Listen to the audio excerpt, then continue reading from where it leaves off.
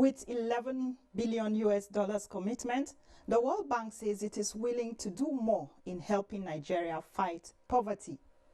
United States shale oil drags market space with Nigeria's crude. It's countdown to Eid al-Kabir celebrations and Nigerians are in last-minute preparations. What are they buying? Find out when the program returns. The program is Business Express, reaching you from Abuja, the nation's capital. And I am Moplang Dakok.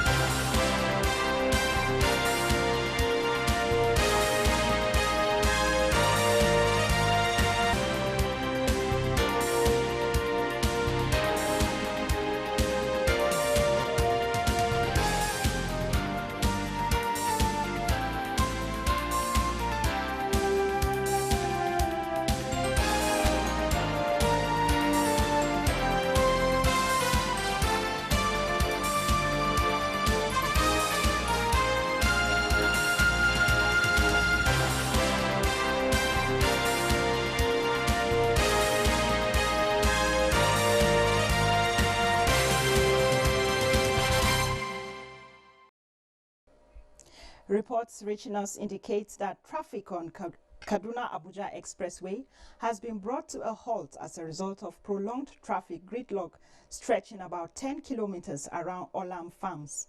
Unconfirmed reports indicate that this was brought about by the killing of a driver by a security operative along the road, leading to protests by drivers. To economic matters now, the World Bank is telling states in Nigeria to own projects domiciled in their territory and improve transparency to enable citizens benefit more of its programs. Country Director of the bank, Rachid Benesaud, at the first Portfolio Award ceremony, said the institution will remain on its toes until it sees sustained development in all aspects of the socio-economic environment of Nigeria. Leah Katungba Batunde completes the story. The things I found upon taking office as governor of Kaduna State about 4 years ago was that most governors don't know what's going on as far as World Bank finance projects are concerned. The project teams tend to micromanage the projects at the level of the Ministry of Finance and liaise with the World Bank to take decisions. The governors are completely in the dark.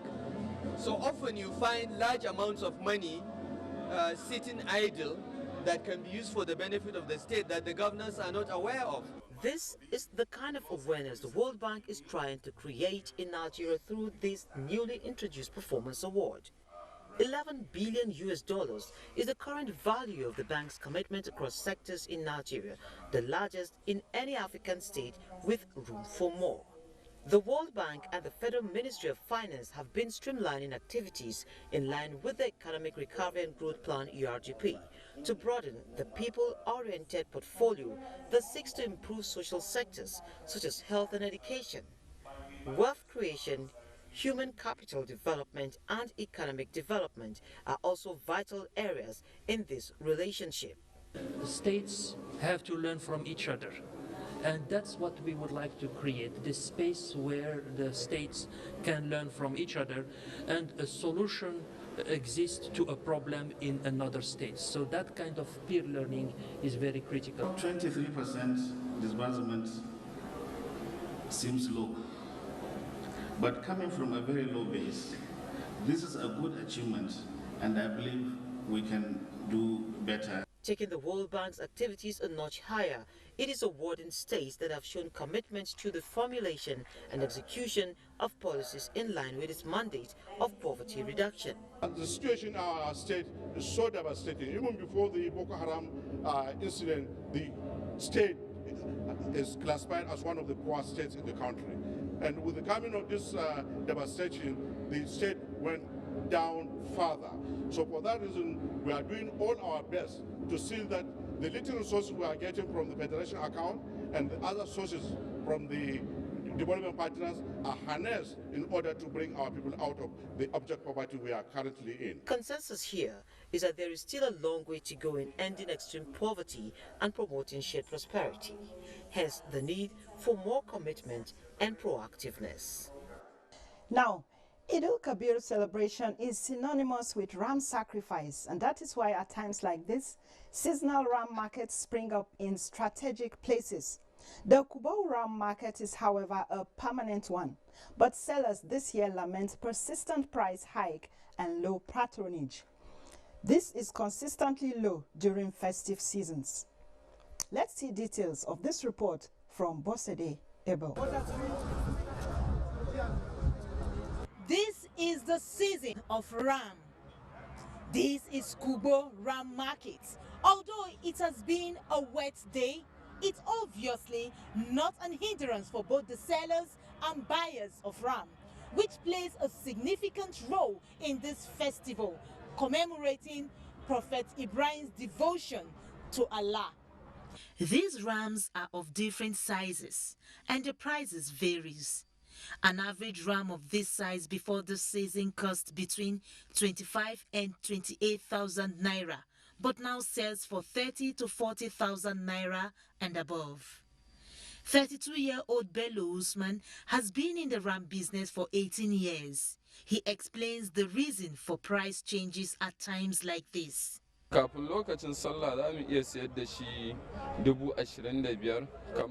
this season, this size goes for 25,000, but with the festive season, this goes for 28 to 35,000. This one goes for 45,000, and the bigger ones go for 50 to 70,000 and above. Wannan ya kai 45,000 sannan da kai kuma site din da su kuma sun kai irin 50 60 70 har na 100 ma. You know, say every year people they talk say it's expensive, it's too expensive. But we are selling. We don't say we are selling very cheap now. One thing is, however, disturbing both buyers and sellers: the persistent rains, which has hindered business. While the sellers complain of low patronage, the buyers cry over hiking price. It's not nice at all for buyers, you know. But for the sellers, I'm sure they have their reasons, you know. But for us, I can tell you, it's not convenient at all. It's still the same thing, the same as we bought last year. The same thing. Everything's okay. The weather notwithstanding, there is optimism of more transactions as the clock ticks closer to Saladi.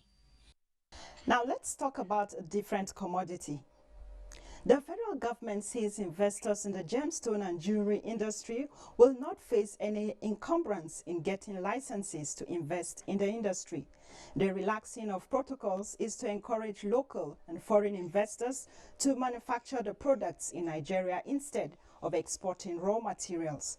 Permanent Secretary, Ministry of Mines and Steel Development, Abdul Kader Muazu, at a business forum organized by the World Bank, believe will reduce the capital flight in the country. In accordance with the policy of this government, and particularly Executive Order 001, for us to attract investment and promote economic activity, we have to simplify our procedures. We have to be more efficient in the way we process licenses and permits, and we have to automate. And the ministry is embarking on very robust program toward that. The ministry is deploying an integrated mineral resources web portal that will actually automate all our processes, including payment for fees. Back in Nigeria, it is estimated that the value of gemstone exports from Nigeria is only about $2 million, with most of our gemstones being exported to Thailand, Sri Lanka, Israel, Germany, and United States. And most of them, of course, are smuggled out of the country. With We do not therefore need a soothsayer to tell us that Nigeria needs a sustainable, buoyant gems and jewelry industry to feed the appetite of our large population and for exports. The revenue sharing formula of the nation has been a subject of public debate in the past 1 year. This is coming even as the nation's revenue base falls short of meeting expenditure demands. The law of demand and supply is at play here, and so I took a trip to the office of the Chairman, Revenue Mobilization and Fiscal Allocation Commission, Elias Mbam. He spoke to us on the revenue allocation formula review and the Commission's plans towards reviewing the remuneration of public, judicial and political office holders in line with prevailing economic realities. Let's take a look at that conversation. We are made to understand that there's a new allocation formula review in place. And now that you've started a second tenure, can you tell us how far so far? As you rightly said, this is my second tenure. And I recall that in 2012, during my first tenure, we commenced the process of reviewing the revenue allocation formula, which the Commission concluded with, in line with the laws, we need to send it to the President, after which the National Assembly will pass it. But this process was not concluded before I left. I came back and the information that I got was that no further action was taken on that review. And between 2015 and now is a lot of time. We can no longer continue to say we work to endorse that.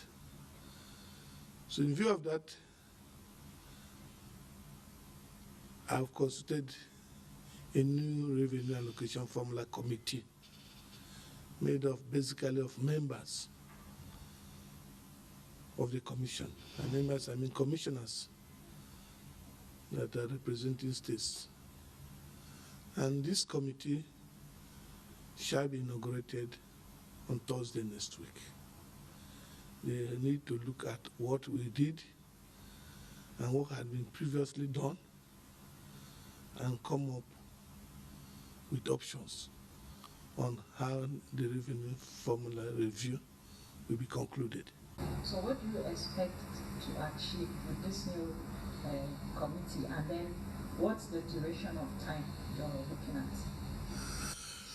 We want to achieve a new revenue formula because the wishes of Nigerians are that there is need to review the existing revenue formula, because a lot of areas that are considered in the formula have changed from what it was at the last review.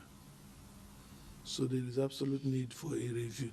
And we expect that the committee will come up with a review document which will be sent for approval of the National Assembly. So what about the review of remuneration for public, judicial and political office holders? No, we have a different committee. I set up another committee on remuneration and of public officers. They look at the existing remuneration of public office holders, appointed or are elected, and judicial office holders. They will advise the Commission on whether the present remuneration is appropriate or it requires to be reduced or increased. So are you saying this should be sharing news for Nigerian public office holders and judicial office holders? It depends on what the person is expecting. But it is not about reducing or increasing. It's about the process. If the process confirms that the present remuneration is not appropriate, we take appropriate action. They know they will do a preliminary works, and they will come back to the commission to advise that this is the length of time it can take. I may not be in a position to say exactly how long it will take now. So the president challenged the commission, that's your commission, the Revenue Mobilization and Fiscal Commission, to partner with the government, the federal government, to lift about 100 million Nigerians out of poverty. How are you taking that challenge? Well, it's a very important challenge, and we consider it one of our priority areas of concern. Well, the present government has done very well in agriculture, and we intend to diversify the present sources of revenue to the federal government, or the federation, which agriculture is one of the areas. And you know, agriculture is directly linked to solid mineral. We intend to diversify the source of revenue from the solid mineral sector. And the solid mineral is, you take it from the soil, feed the soil, and the soil will feed you. Take, for instance, phosphate, urea. They are minerals. If we are able to develop those areas, we have more fertilizers, which will feed the soil, and the soil will feed the crops, and the crops will feed human beings. And so we have more people who be lifted out of poverty. We have more employment. We have more resources for government, because people who make more money will pay more tax, and we get royalties from the mineral resources that are being mined. So it's a chain reaction. So through that process, there will be more employment, there will be more revenue, there will be more food. Next 2 years, while you are chairman of the commission, what do you have in plan away from the revenue release? To expand the size of the cake that is to be shared to the 3 tiers of government. So I will concentrate more in enlarging that cake so that there will be more revenue available for sharing outside oil and gas. In other words, diversification. Another thing that comes to mind is what do you think should be done in order to generate more revenue? Well, I've just said one. If we are able to diversify the economy, developed the solid mineral, develop the agri sector, the manufacturing sectors, the industry starts working again, we have enough material for these industries, then certainly they will pay more taxes, because we collect, individuals will make more money and pay more tax, corporate bodies will make more money and pay more tax, and so the taxes will increase. Can you give a message to Nigerians with the new administration of the president? My message is directly that Nigerians have no cause to lose hope. There's still a lot of prospects available to us, and the government is determined to make a change, to take the country to the next level. We have all it takes, and we are determined to work with government and ensure that we realize a better Nigeria. That was my previous conversation with Elias Mbas, chairman of the Revenue Mobilization and Fiscal Commission. And you're still on to Business Express, reaching you from Abuja, the nation's capital.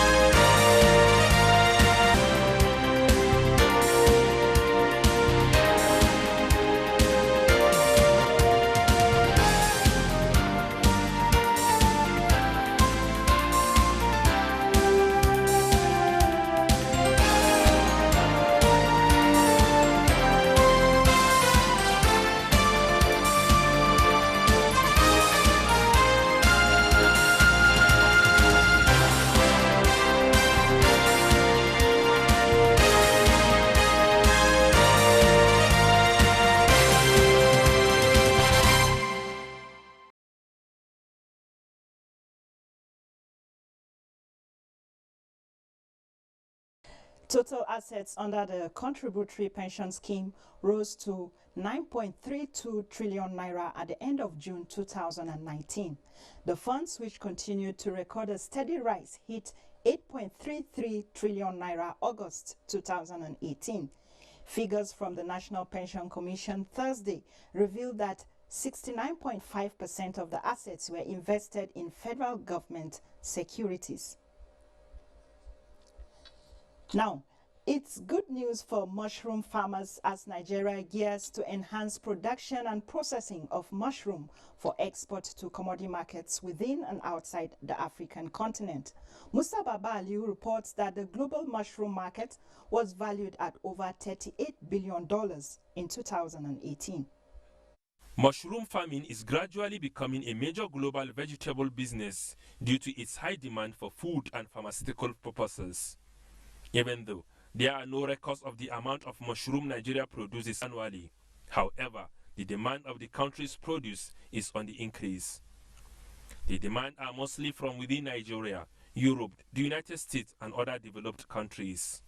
This brought about this training organized by the National Horticultural Research Institute for farmers cultivating mushroom. They are being trained on the nitty-gritty of modern techniques and types of species that are in high demand. Mushroom production is capable of boosting food production and improve foreign exchange earnings for the country.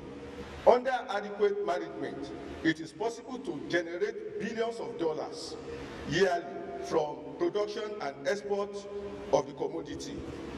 Apart from mushroom, the farmers will also be exposed to new technology in the production, processing and marketing of ginger root. This capacity building is one of the avenues that is being used to tackle the issues of unemployment, food insecurity, and poverty. Hopefully, after now, I'll be able to set up my own business on ginger specifically. Records show that Nigeria is the third world largest producer of vegetable and the largest exporter in Africa. The Nigerian stock market lost steam early Friday, reversing gains recorded Thursday. At the end of the day's session, the all-share index fell by 0.43% to 27,306.81 points. Equity capitalization closed at 13.307 trillion naira. 220 million shares swapped hands in 2,702 deals, valued at 4.477 billion naira. GT Bank, with a whopping 129 million shares, led the activity chart. It was trailed by Zenith Bank and Transcorp. The market returns Wednesday after the Salah break. Moving on, different strokes in the global market space as Asian stocks bleed while U.S. stocks rally. For a look at the performance of markets across the continent, Bostede Ebel is our guide. U.S. stock index futures were lower in early trading Friday, the 9th of August, as investors continued to monitor U.S.-China trade relations and movements in bond markets. Dow futures fell 104 points, indicating a negative open of more than 84 points. Futures on the S&P and Nasdaq were also slightly lower. Stocks in Asia traded mixed, as Chinese data showed food inflation soared in July, while Japan's economy grew at a greater pace than expected. Shanghai Composite slipped 0.71% to about 2,774.75. Hang Seng Index slipped 0.69% as of its final hour of trading, while Nikkei gained 0.44 to close at 20,684.82. European stocks were also mixed after Chinese data revealed that food inflation soared in July, while Japan's economy was shown to have grown more than expected in the second quarter. In Africa, stocks traded mixed in early hours of the day. South Africa's JSE Africa Top 40, Nairobi All Share and Namibia Overall Index opened positive, while Tunisia's Tunidex and Ghana's GSA Composites were negative. And here are the rates for major currencies against the Naira.